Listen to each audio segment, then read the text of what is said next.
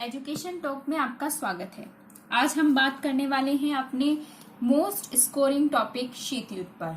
ये most scoring इसलिए है क्योंकि पेपर में इसमें से 6 मार्क्स तक के क्वेश्चंस बनते हैं। तो गाइस आपको पता ही चल गया होगा कि हमारे लिए कितना इम्पोर्टेंट है। तो आइए बात करते हैं हम अपने टॉपिक शीत युद्ध पर, ठीक है ना। शीत युद्ध पर बात करने से पहले हम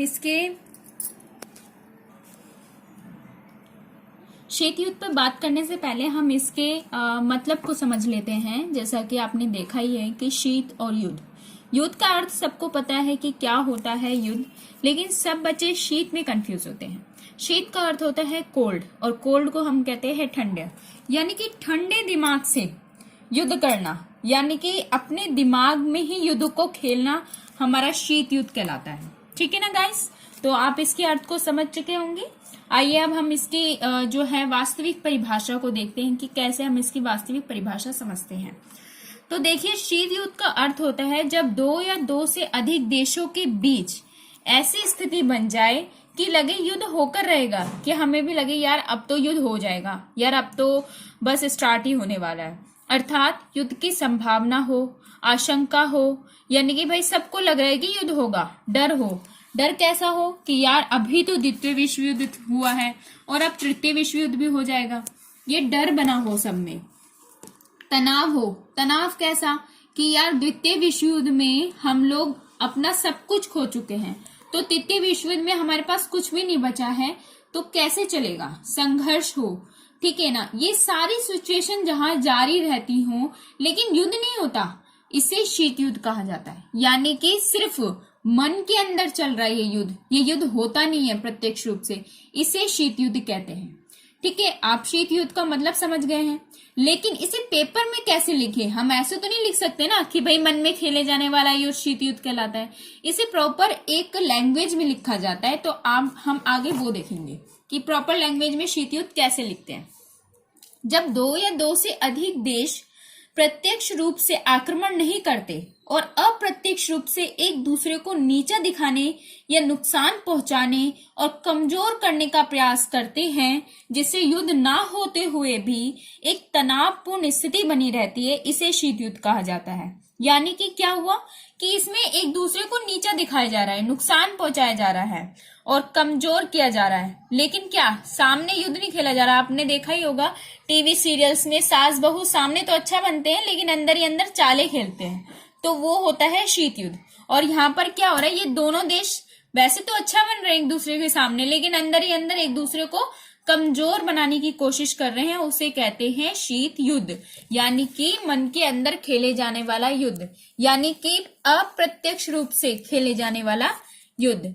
अब हमें इसे और प्लस पॉइंट बनाने के लिए हम इसमें अपने जवाहरलाल नेहरू जी के अनुसार यह एक निलंबित वातावरण, मृत्युदंड वातावरण का युद्ध था, जो गर्म युद्ध से भी अधिक भयावह। अब गाइस मैंने इसमें ये प्लस पॉइंट क्यों कहा, क्योंकि देखिए आपको पता है कि ये आपके एग्जामिनेशन में काफी है, लेकिन जब कोई एग्जामिनर पेपर चेक करता है तो वो ये देखता है कि भाई बच्चे को इसका मतलब पता है, लेकिन जब बच्चा इसमें एक ऐड कर देता है किसी और की परिभाषा, किसी फेमस ऑथर की परिभाषा, तो उसको ये लगता है कि बच्चे ने प्रिपरेशन की है भाई बहुत अच्छे से, उसे भाई सिर्फ पास होने के नंबर नहीं चाहिए, उसे एक टॉपर बनने के नंबर चाहिए।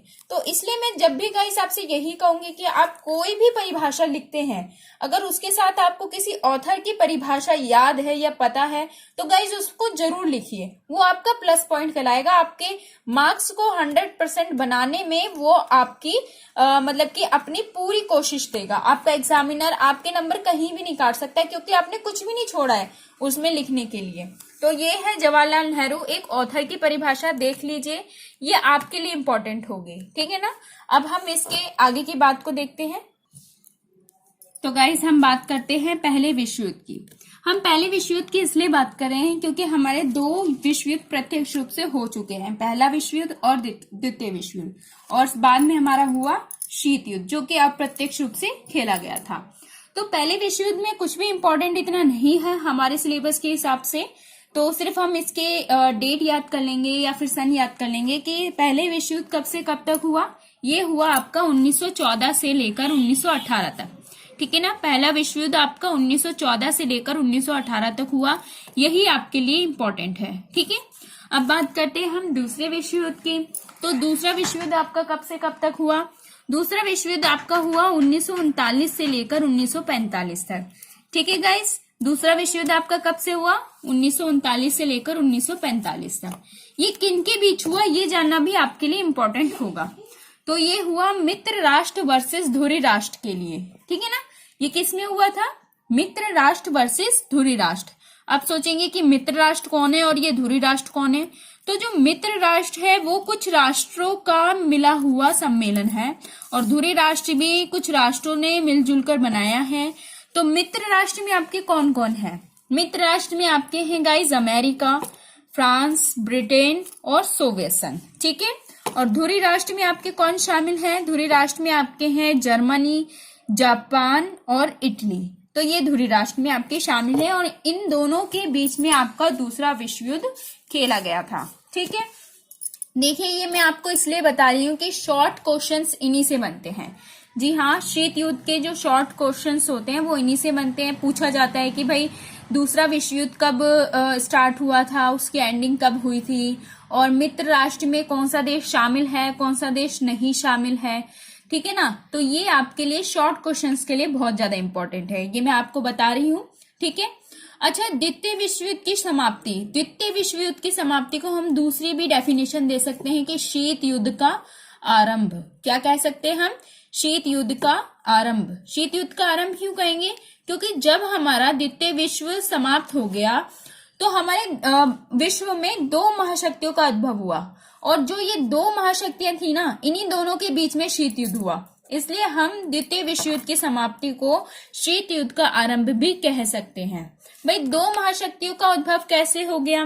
क्योंकि देखिए द्वितीय विश्व युद्ध में जब इतना मतलब कि युद्ध में इतना सब कुछ लोग हार चुके थे कि उनके पास इतनी स्ट्रेंथ नहीं थी कि वो महाशक्ति बन पाए। सिर्फ दो ही ऐसे देश थे जो पूरी तरीके से परिपूर्ण थे, भाई पूरी तरीके से मतलब कहेंगे ना कि विकसित थे कि वो अपने आप को एस्टेब्लिश कर पाए, और वो कौन थे? अमेरिका और सोवियत संघ। ठीक है, जो कि मित्र राष्ट्र में शामिल थे। लेकिन जैसे ही द्वितीय विश्व युद्ध खत्म हुआ, इन्होंने क्या करा? अपने मित्र राष्ट्र को नहीं देखा, इन्होंने अपने आप को देखा और इन दोनों में होड़ लग गई अपने आप को अच्छा साबित करने की, ना कि अपने मित्र राष्ट्र को। ये दोनों अलग अलग अपनी अलग अलग राह पर चलने लग गए और इन दोनों के बीच भी वर्सेस स्टार्ट हो गया। कौन सा वर्सेस था?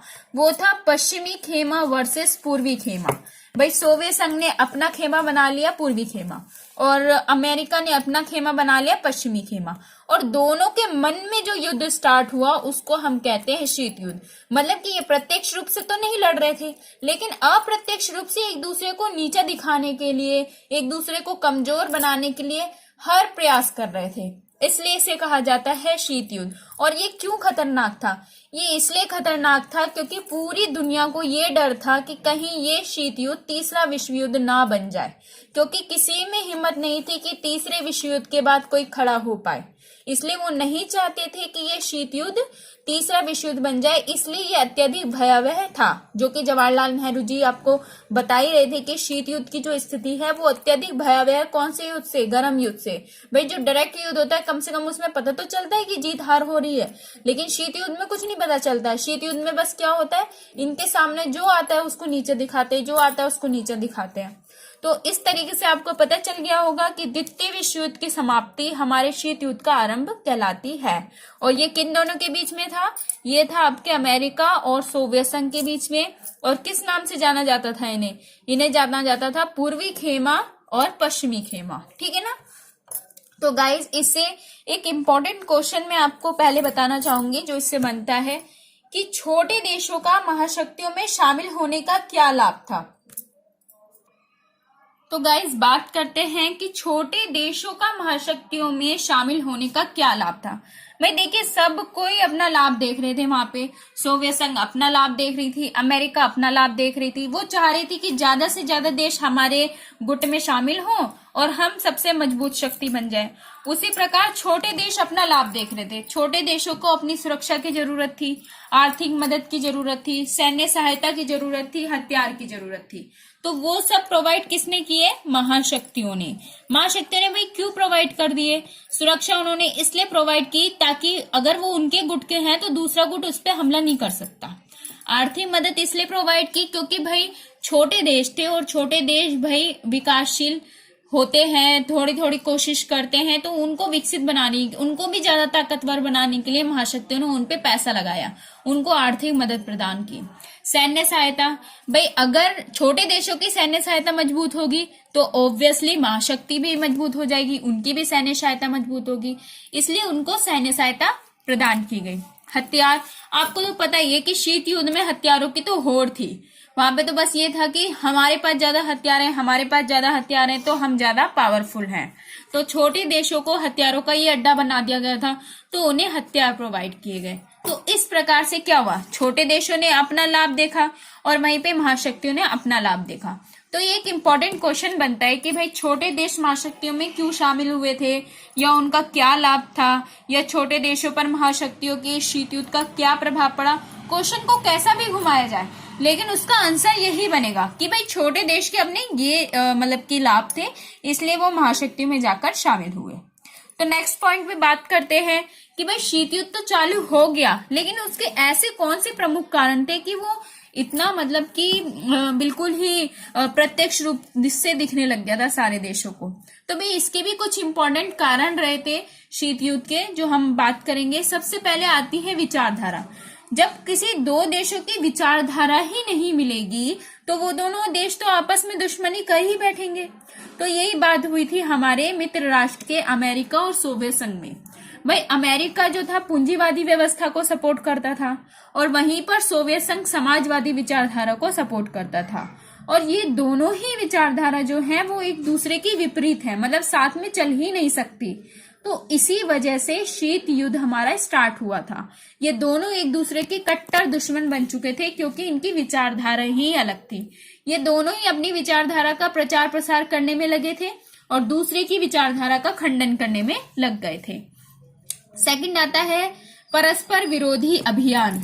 मतलब परस्पर विरोधी अभियान से हमारा तात्पर्य क्या है कि ये अपनी अच्छाइयां नहीं बता रहे थे, दूसरे की बुराइयां बताने में ज्यादा मतलब कि क्या कहेंगे इंटरेस्टेड थे। कि परस्पर विरोधी अभियान चलने लग गया था कि एक दूसरे का विरोध करने लग गए थे ये अभियान में। ये कहीं भी जा रहे हैं एक दूसरे की काट करते थे, एक दूसरे की मतलब बुराइयों को बता रहे हैं, एक दूसरे की विचारधारा का खंडन कर रहे हैं। तो इसी प्रकार से परस्पर विरोधी अभियान हमारे शीत युद्ध को बढ़ावा देने में प्रमुख रहा है, ठीक है ना। फिर आता है हमारा तुष्टीकरण नीति। भाई तुष्टीकरण नीति हिटलर की नीति थी। हिटलर को तो आप जानते ही होंगे, जो सिर्फ अपना ही भला चाहता था। तो यही नीति हमारे अमेरिका ने अपनाई थी, ठीक है। उसने क्या करा कि युद्ध समाप्ति के बाद वो मित्र राष्ट्र को भूल गया कि भाई मित्र राष्ट्र नाम का अपना एक संगठन है। उसने सिर्फ अपनी रक्षा के बारे में सोचा और यही बात हमारे सोवियत संघ को बुरी लगी। तो इसी वजह से शीत युद्ध जो था वो बढ़ने लग गया, क्योंकि क्या हुआ, अमेरिका ने क्या करा, तुष्टीकरण नीति अपना ली। उसने किसी को नहीं देखा, सिर्फ उसने अपने बारे में सोचा और सोवियत संघ को ये बात पसंद नहीं आई और शीत युद्ध जो है बढ़ने लगा। अब चौथी बात करते हैं हम, संयुक्त राज्य अमेरिका द्वारा यूनान टर्की में हस्तक्षेप हुआ। संयुक्त राज्य अमेरिका ने क्या करा कि टर्की में हस्तक्षेप करने लग गया, मतलब उस पर अपना वर्चस्व स्थापित करने लग गया। लेकिन क्या था, सोवियत संघ इसके विरुद्ध था। सोवियत संघ नहीं चाहता था ना कि भाई उसका वर्चस्व हो, तो ये चीज भी शीत युद्ध का कारण बनी। फिर आता है लास्ट पॉइंट आपका बर्लिन। बर्लिन लास्ट पॉइंट है, लास्ट नहीं कहेंगे, बहुत सारे पॉइंट्स हैं लेकिन ये इंपॉर्टेंट्स है, ठीक है ना। बर्लिन क्यों इंपॉर्टेंट है, क्योंकि बर्लिन ही है जो हमारे पूर्वी खेमे और पश्चिमी खेमे को डिवाइड करता है, ठीक है। गाइस देखेंगे कि जैसे हम दो पोर्शन करते हैं तो ये बीच में आपका बर्लिन है और यहाँ पर आपका पश्चिमी आ जाता है, यहाँ पे आपका पूर्वी आता है। लेकिन अमेरिका ने क्या चालाकी करी, अमेरिका चाह रहा था कि वो इस पे भी कब्जा कर ले। लेकिन अमेरिका जब ये कब्जा करने चाह रहा था तो भाई क्या होगा, भाई पश्चिमी खेमा तो इसका विरोध ही करेगा ना। तो जब पश्चिमी खेमे ने इसका विरोध करा तो इससे क्या हुआ, शीत युद्ध प्रारंभ हुआ।